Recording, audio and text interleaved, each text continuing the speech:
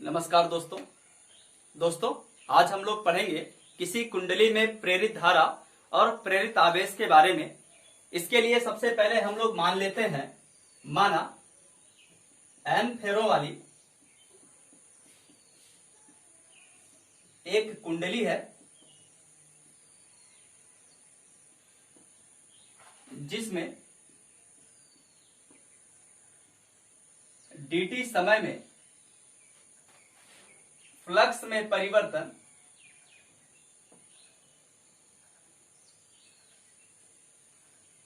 D phi है, तब इस कुंडली में प्रेरित वैद्युत वाहक बल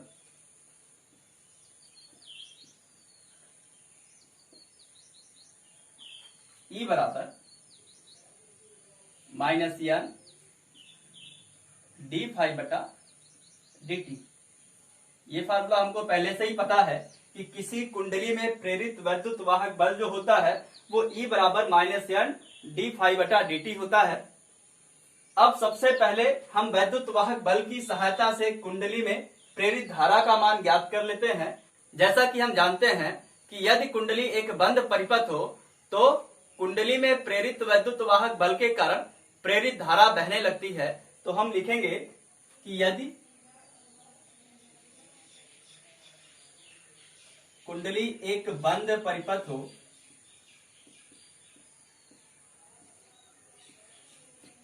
तब प्रेरित वैद्युत वाहक बल के कारण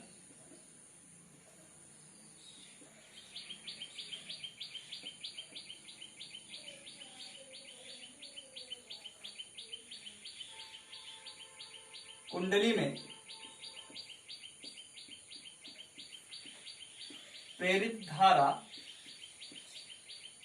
आई होगी यदि परिपथ का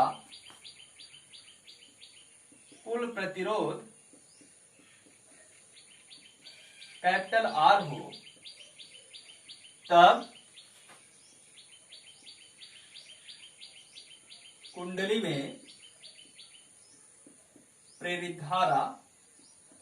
अब हम कुंडली में प्रेरित धारा का मान ज्ञात करने वाले हैं। कुंडली में प्रेरित धारा I बराबर, अब यदि वैद्युत वाहक बल दिया हो और प्रतिरोध दिया हो तो धारा I बराबर होता है वैद्युत वाहक बल। लिख देते हैं वैद्युत वाहक बल बटे प्रतिरोध। तो इसको ऐसा लिख सकते हैं, यहाँ पे वैद्युत वाहक बल का मान रखेंगे और वैद्युत वाहक बल यहाँ पे E लिखा है तो हो जाएगा E, प्रतिरोध R है तो प्रतिरोध को R लिखेंगे। अब हम E को मॉड ऑफ E भी लिख सकते हैं।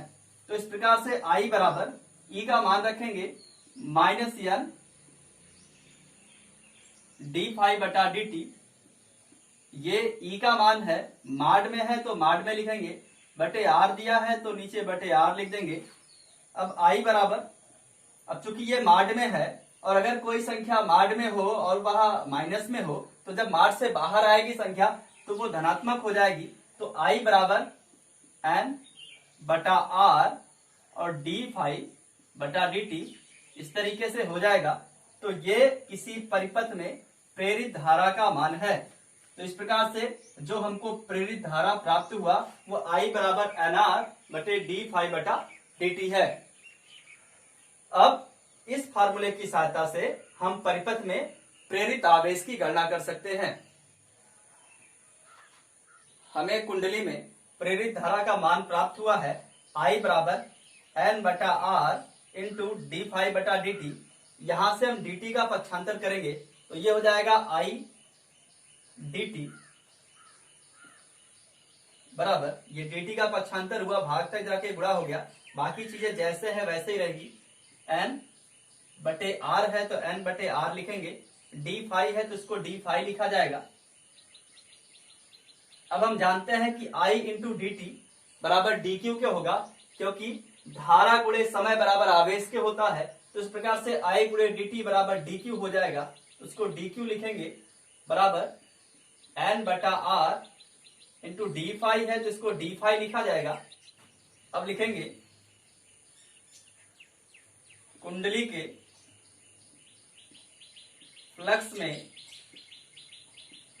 परिवर्तन फाई 1 से फाई 2 करने पर कुंडली में प्रेरित आवेश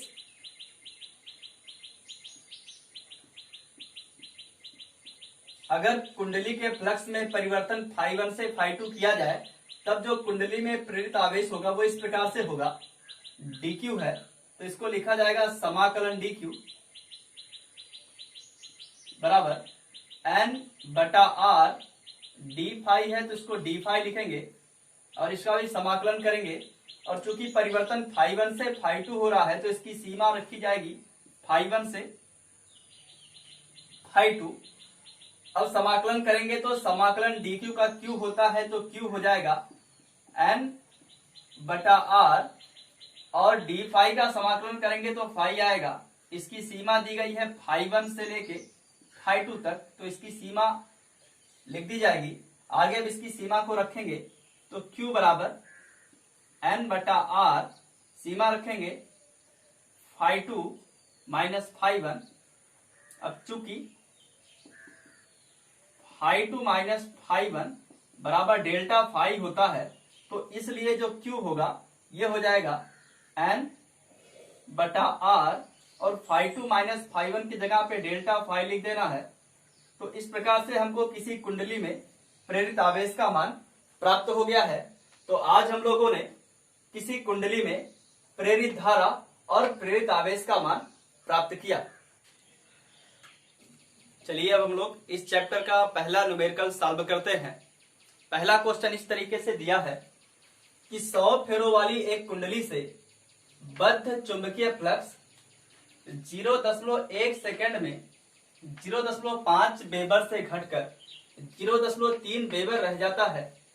कुंडली के सिरों के बीच प्रेरित विभवांतर का मान ज्ञात करो। सवाल को ध्यान से समझेंगे। सबसे पहले सवाल में कह रहा है कि 100 फेरों वाली कुंडली है और इस कुंडली से बद्ध चुंबकीय फ्लक्स 0.1 सेकेंड में 0.5 वेबर से घटकर 0.3 वेबर रह जाता है।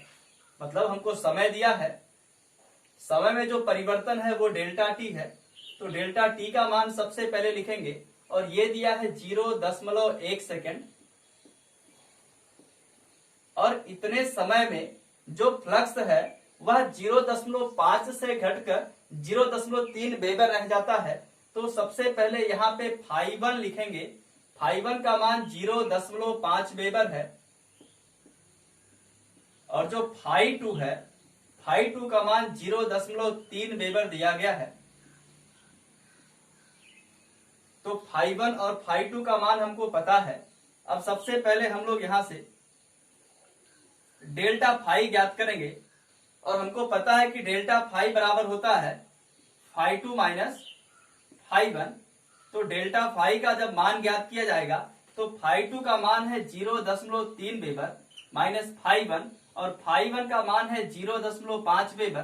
तो इसको जब घटाया जाएगा ना वेबर है, जब इसको घटाएंगे तो हो जाएगा डेल्टा फाई बराबर, अब 0.3 से 0.5 को घटाया जाएगा तो माइनस में 0.2 वेबर आएगा।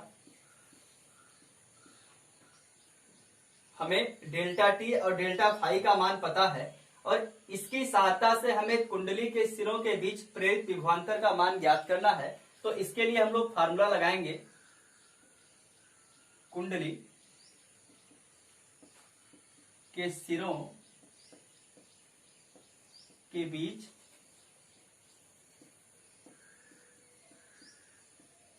प्रेरित विभवांतर